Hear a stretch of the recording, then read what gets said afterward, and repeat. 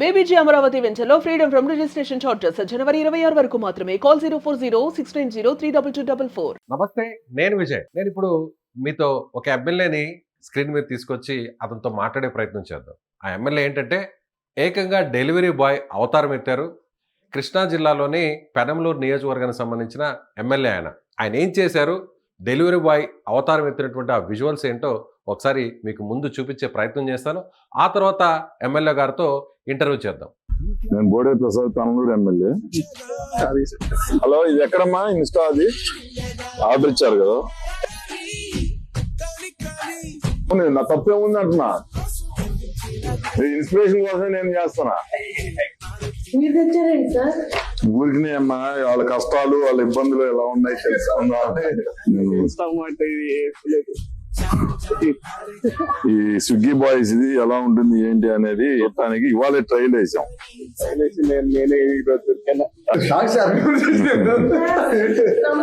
నమస్తే అమ్మా. మీరేనా పెట్టింది? ఎవరు పెట్టారు? పాప నువ్వు పెట్టావమ్మా? కోడ్ వచ్చిందమ్మా.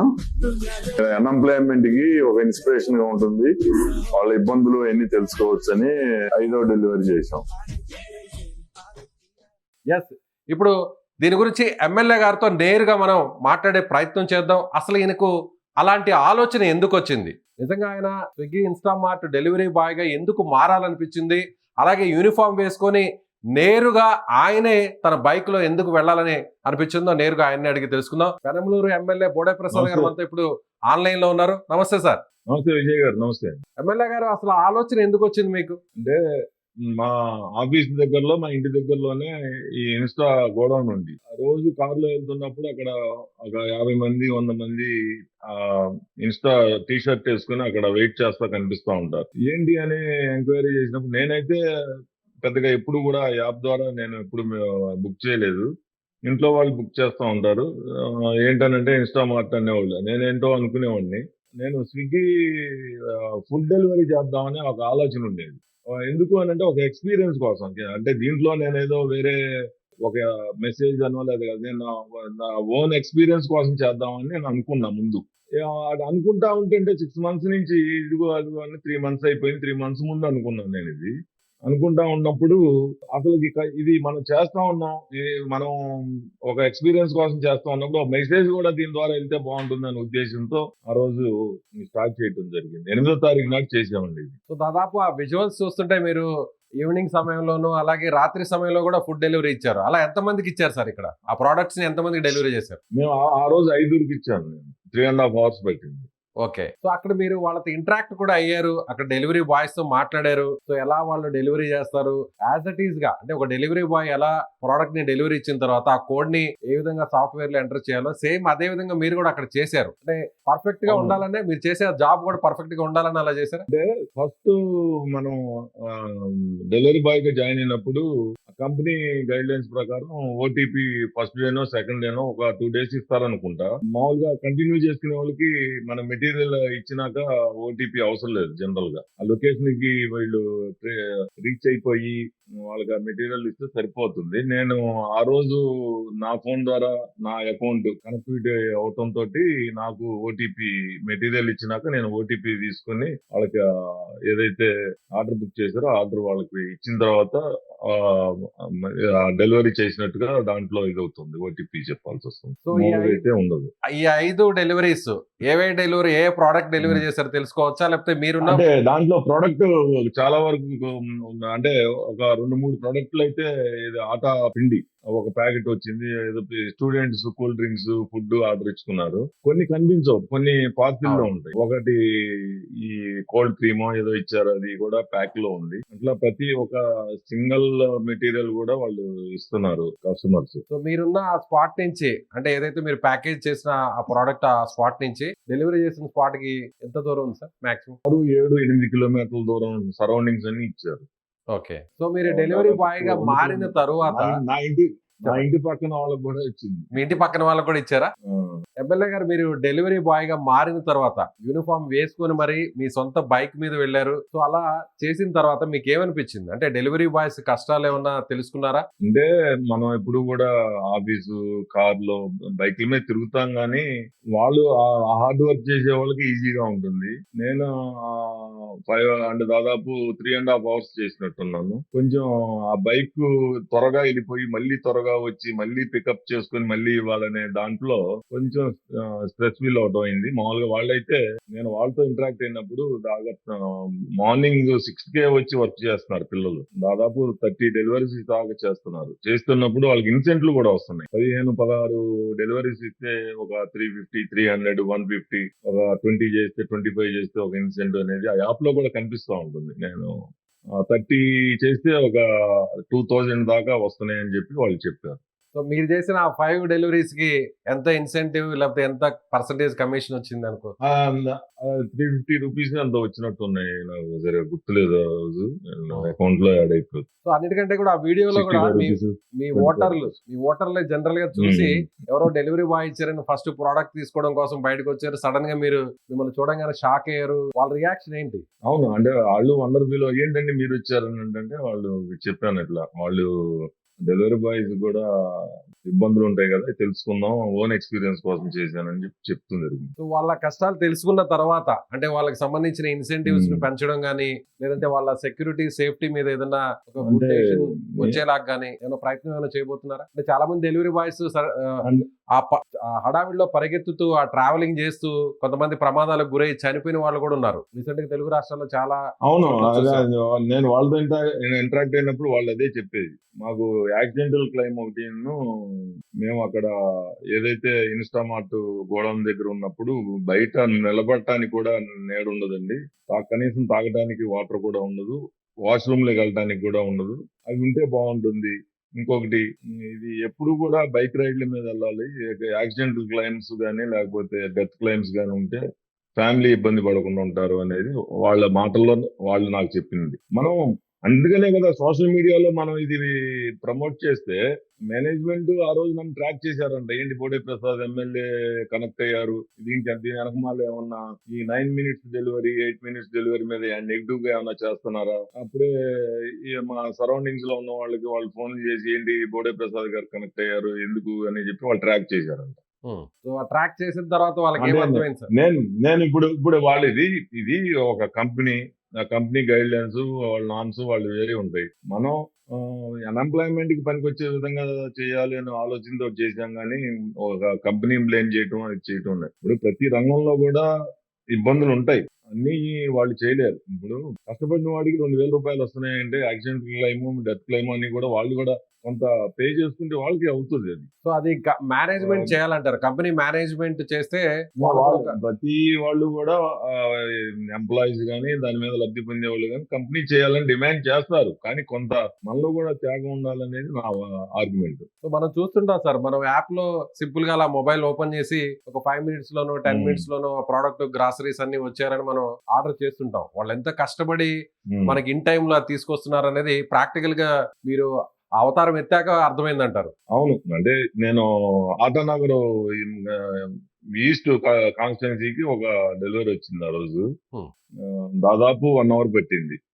అది ఒక 5-6 కిలోమీటర్లు వెళ్ళటానికి. నాకు కొత్త అవటం వలన ఏదైతే మనకి నావిగేషన్ మ్యాప్ లో వాళ్ళు ఏం చేస్తున్నారంటే ఎక్స్పీరియన్స్ ఉన్న వాళ్ళు ఎక్కడ డెలివరీ పాయింట్ చూసుకొని మ్యాప్ ఆఫ్ చేసుకుని డైరెక్ట్ ఏ రూట్ బాగుంటే ఆ రూట్ వెళ్ళిపోతారు. నేనేంటి నాకు కొత్త కదా, ఆ యాప్ లో వాళ్ళు ఏదైతే ఇన్స్టామార్ట్ లో గూగుల్ మ్యాప్ ఆన్ అవుతుంది లొకేషన్ ఏది డెలివరీ పాయింట్, అది ఎటు తీసుకెళ్ళడం వలన కొన్ని ఇబ్బందులు వచ్చినాయి. ఆ రోజు ట్రాఫిక్ జామ్ అవటం కానీ దాదాపు చాలా ఇబ్బందులు ఉన్నాయి.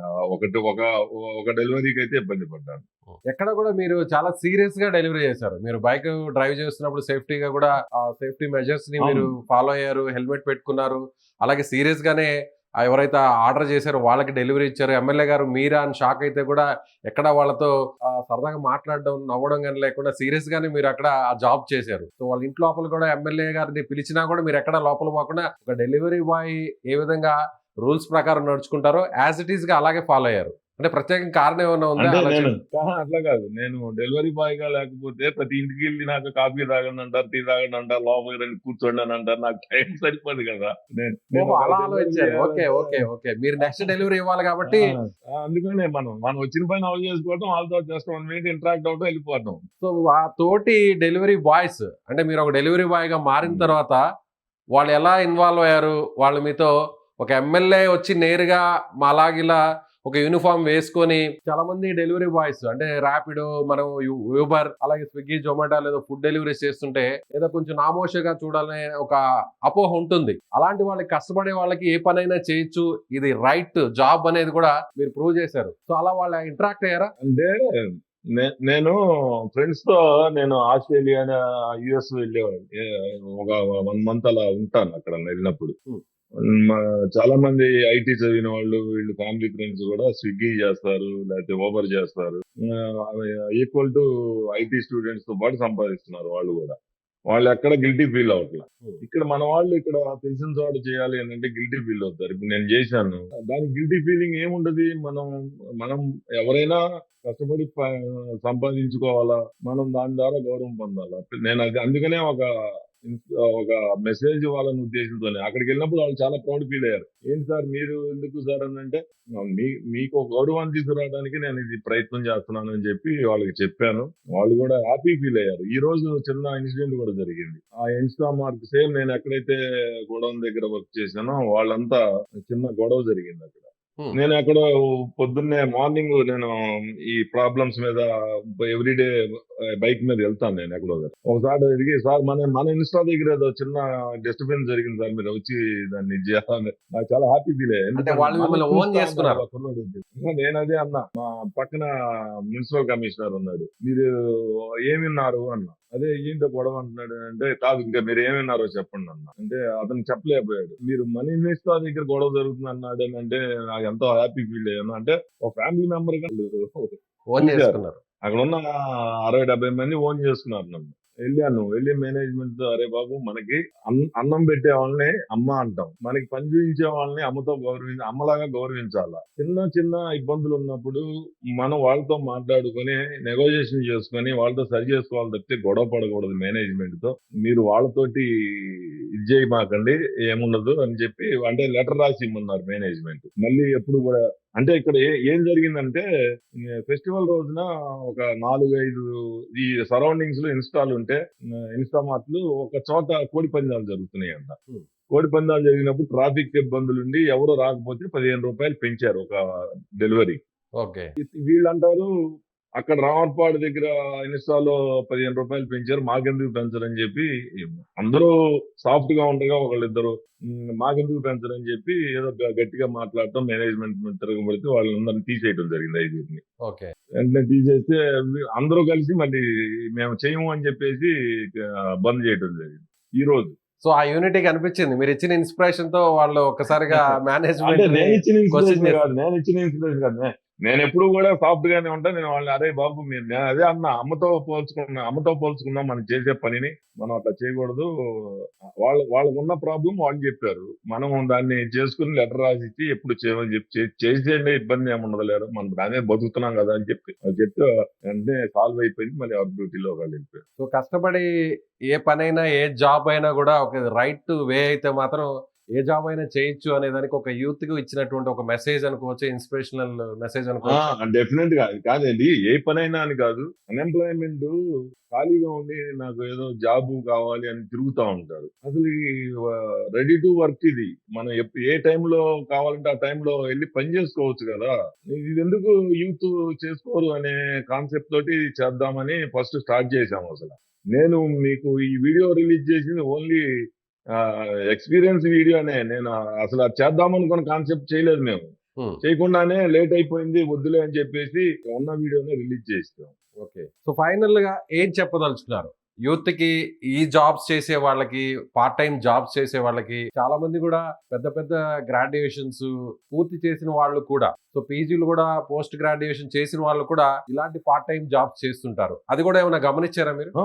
లేదు, చేస్తున్నారు. రిటైర్డ్ అయిన ఎంప్లాయీ ఒక పెద్ద ఆయన 60 సంవత్సరాలు ఆయన, అది కూడా నేను ఇది వైరల్ అయింది కదా, ఒక రీచ్ అంతా అయిపోయినాక మళ్ళీ అది కూడా మేము వదులుతాను. నేను అది కూడా 60 years ఏజ్ అయినా 2 months అయింది రిటైర్డ్ అయ్యి. ఆయన నేను ఏంటి చూసి అంటే యూనిఫామ్ వేసుకోవాలా, ఏంటి కదా మీరు వచ్చారు ఏంటన్నా అంటే నేను కూడా చేసుకుంటాను అన్నాడు. అదే నేను కూడా అతన్ని చెప్పాను, మంచి గుడ్ జాబ్ చేస్తున్నారు, మంచిది, మీరు ఇన్స్పిరేషన్ అసలుకి. మేము కాదు, రిటైర్డ్ అయ్యి ఇంట్లో కూర్చోకుండా మీరు వచ్చి పని చేసుకుంటున్నారు అంటే ఇది యూత్ కి కావాలి అని చెప్పేసి ఇప్పుడు నేను చేయటం అనేది ఒక ఎమ్మెల్యే చేశాడు అని అంటే అదేదో ప్రచారం కోసం దేనికో అనుకుంటారు.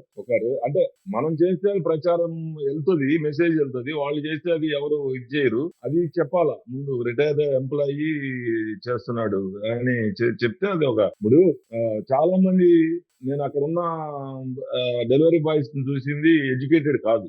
ఉమ్, వాళ్ళు టెక్నాలజీని వాడి ఏదైతే ముందు ఇన్స్టా మార్ట్ గోడౌన్ దగ్గరికి వెళ్ళినాక మనం యాప్ లో రిజిస్టర్ అవటం, అక్కడికి వెళ్ళినాక అక్కడ రీచ్ అయినాక మ్యాప్ లో ఆ యాప్ లో ఓపెన్ చేసి మ్యాప్ లోకి వెళ్ళినట్టు రిజిస్టర్ అయితే ఆ ఇన్స్టాలోకి మనం రిజిస్టర్ అవుతాం. ఏది ఒక డెలివరీ బాయ్ డెలివరీ చేసి అక్కడికి వచ్చినట్టు బెల్ మోగుతుంది మన ఫోన్ లో బెల్ సౌండ్ వస్తుంది. అవును. బెల్ సౌండ్ వచ్చినాక కొంచెం సేపు వెయిట్ చేసినాక మళ్ళీ మనకు ఆర్డర్ మన పేరుతోటి ఒక ఆర్డర్ బుక్ అవుతుంది. మళ్ళీ ఒక బెల్ సౌండ్ వస్తుంది. ఆ బెల్ సౌండ్ అయినాక మళ్ళీ వెయిట్ చేస్తాం. అక్కడ కూర్చున్నాక ఒక 5 minutes గోడౌన్ లో ఆ సూపర్వైజర్ మనకి మనకి ఏదైతే ఒక ఆర్డర్ బుక్ అయిందో ఒక కాలం అంటే ఒక నెంబర్ ఉన్న బాక్స్ లో మనకిచ్చిన సీరియల్ నెంబరు మనకి మళ్ళీ బెల్ సౌండ్ వస్తుంది. వచ్చినప్పుడు మనకి పికప్ కి రెడీగా ఉంది ఆర్డర్ అనేది తీసుకొని అప్పుడు బయలుదేరుతాం. దాదాపు వచ్చినాక కూడా ఒక 20 minutes, half an hour time పడతా ఉంది. ఆర్డర్స్ తక్కువగా ఉన్నప్పుడు త్వరగా అవుతుంది, ఆర్డర్స్ ఎక్కువ ఉన్నప్పుడు లేట్ అవుతా ఉంది. అట్లా ఎక్స్పీరియన్స్ అనేది చాలా బాగుంది. సో బోడే ప్రసాద్ గారు ఏది చేసినా కూడా ఆయన కార్యక్రమాలన్నీ కూడా వినూత్నంగా ఉంటాయి. గతంలో కూడా రాష్ట్ర విభజన సమయంలో కూడా వినూత్న నిరసనలు ఆయన తెలిపారు, క్షౌరం చేసుకుంటూ వినూత్నంగా నిరసనలు తెలియజేశారు. ఇప్పుడు కూడా ఆయన ఎమ్మెల్యేగా మళ్ళీ రెండోసారి గెలిచిన తర్వాత కూడా పబ్లిక్ స్టంట్ చేస్తున్నారు. సో ఆయన ప్రజలకు దగ్గర అవడం కోసం ఒక పబ్లిక్ స్టంట్ అంటూ కొంతమంది ట్రోల్స్ చేస్తున్నారు. మీ నెగిటివ్ పార్టీస్ ప్రత్యర్థులు, వాళ్ళకి మీరు ఏం సమాధానం ఇప్పుడు చెప్తారు? అట్లా కాదండి, పబ్లిక్ స్టాండ్ దీంట్లో ఏముంటుందండి? దానివల్ల ఏంటి ఇది ప్రతిదీ అట్లా అంటే చేసుకునే ఎవరైనా ముందుకు వచ్చి ఇట్లా ఒక మెసేజ్ ఇవ్వాలనుకున్న వాళ్ళు కూడా ఎవరు ఏం చేయలేరు. ఇప్పుడు ఎన్టీ రామారావు గారిని అవినీతి పడి అంటారు, గాంధీని కూడా నువ్వు చేసేది కరెక్ట్ కాదని చెప్పి గాడిచే కాల్చిన వాళ్ళు ఉంటారు. సత్య హరిశ్చంద్రుని కూడా నువ్వు అన్ని అబద్ధాలు ఆడుతున్నావు అనే వాళ్ళు ఉంటారు. కాయలు ఉన్న చెట్టుకే రాళ్ళు వేస్తా ఉంటారు. ఇవన్నీ సమాజంలో జరుగుతున్నాయని మనం కాముగా కూర్చున్నాం అంటే జరిగేది మంచి జరగదు కదా. నేను చాలా ఫేస్ చేశాను. ఫస్ట్ టైం ఎమ్మెల్యేగా ఉన్నప్పుడు నేను చాలా ఫేస్ చేశాను. నేను చాలా ఇబ్బందులు, నేను ఎక్కడ నిరుత్సాహానికి నాకు ఈ దెబ్బ తగిలిన ప్రతిసారి ఇంకా రెట్టింపు ఉత్సాహంతో పనిచేశాను. అది అట్లా ఓవర్లుక్ చేసి పని చేసుకోవాలి. ఇప్పుడు నా మీద ఏమన్నా బురద చల్లితే ఆ బురద కడుక్కొని మళ్ళీ ముత్యంలాగా మెరవాలి అని అంటే మనం ఇంకా మెరవాలి. మెరిస్తేనే ముత్యం అంటారు తప్పితే మనం బురద కప్పుకొని ఉంటే ఎవరు అన్నారు కదా. ఎవరో ఒకళ్ళు ఉంటారు. ఇదే నెగిటివ్ పాయింట్, నేను బుల్లెట్ వేసుకుని చేశానని ఎవరో కామెంట్ పెట్టాడు. నాకున్న వెహికల్ తో నేను వెళ్ళాను, తప్పేముంటుంది? ఎవరో పక్క వెహికల్ తీసుకుని వెళ్తే నేను రోజు తిరిగే వెహికల్ తో మీరు 100 మంచి పనులు చేస్తే అందరూ ఆలోచనలు ఒకలాగా ఉండవు. దాంట్లో నెగిటివ్ ఏముందా అని ఎత్తికేవాడు ఉంటాడు, నెగిటివ్ థింకింగ్ చేసేవాడు ఉంటాడు. వాడేంటి ఎంతసేపు అక్కడ చందమామలో చుక్కలాగా ఎక్కడ చుక్క కనబడుద్దా అని చూస్తా ఉంటారు.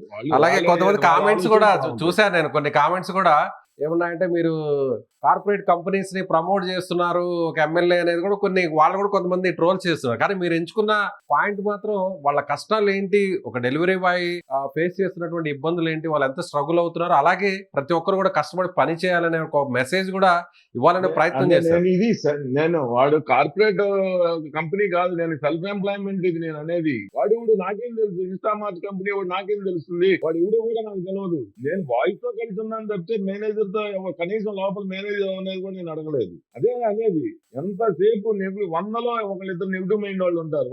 వాళ్ళు సమాజంలో ఎదగరు, ఎదిగే వాళ్ళు చేస్తే ఓర్వలేరు. అలా ఉంటారు కొంతమంది. దాన్ని మనం పట్టించుకోకూడదు. చివరిగా ఎమ్మెల్యే గారు, సో మీరు ఇలా చేసిన తర్వాత మీ పార్టీ నుంచి కానీ లేదంటే గవర్నమెంట్ నుంచి కానీ ఏదైనా ప్రైజెస్ ఏమైనా వచ్చాయా? అప్రిసియేషన్ ఏమైనా వచ్చిందా? మిమ్మల్ని ఏమన్నా ఎస్ గుడ్ జాబ్ చేశారు అంటే నేను దానికోసం కాదు కదా పనిచేసింది. అందరు చాలా మంది నాకు ఫోన్లు చేస్తా ఉన్నారు. ఏంటి నేను బుక్ చేశాను ఇన్స్టాలో, నాకు పార్కింగ్ రాలేదని అడుగుతున్నారు ఫోన్ చేసి. మన వాళ్ళే అంటే సరదాగా చాలా పాజిటివ్ రెస్పాన్స్ వచ్చింది. ఇంతకుముందు ఒకళ్ళిద్దరు డ్రింకర్ గానీ లేకపోతే ఈ పాన్ పరాగులు గుట్కాలు వాడే వాళ్ళని కూడా నేను బైక్ మీద వెళ్ళినప్పుడు మాట్లాడా. వాళ్ళకి దాదాపు 5 million అలా చూశారు. దానికన్నా కూడా ఇది చాలా ఫాస్ట్ వైరల్ అయ్యింది. ఇది Yes. దానికి దీనికి అసలు సంబంధం లేదు. ఒక మంచి మెసేజ్ బయటికి వెళ్ళింది.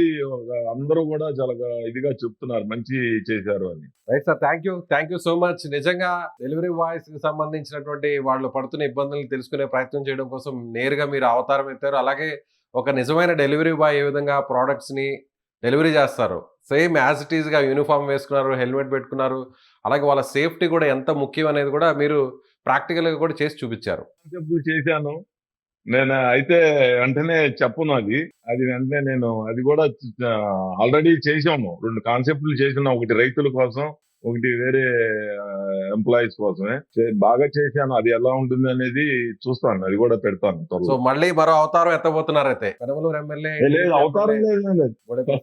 అవతారం లేదు, ఏం లేదు. అంతా natural. Thank you so much.